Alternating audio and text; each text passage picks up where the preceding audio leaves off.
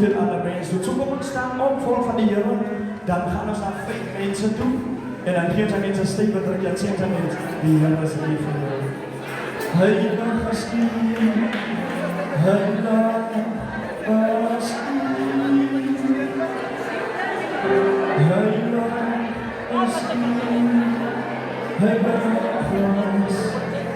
heilig is U.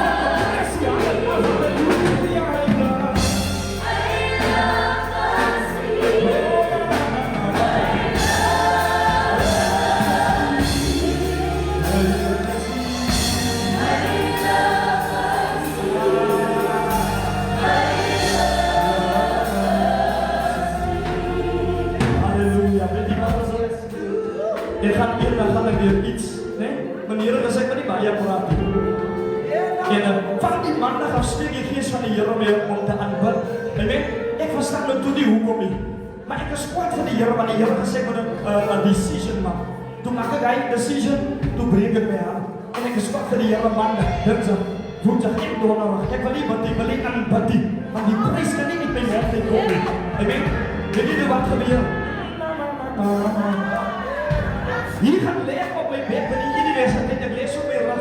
Ik heb mijn handen opgelegd. En net begon aan bidden. Weet je wat gebeurt hier? Dat is onmiddellijk voelen. Dat is een bol wat voorop in mijn maag. En hij hoort op. En hij komt op. Toen hij bol met mijn mond inkomt, toen begon ik te lachen in geest. En die tranen in mijn mond. En zo die Heer op mij vrijgesteld. Amen. Halleluja. Als het die profeet wat schrijft in Isaiah 61, hij zegt, the Lord will give you the garment of praise for the spirit of heaviness. So if God wants to break the spirit of depression, it will be broken through praise. So don't give an action and say, praise be, Net zo je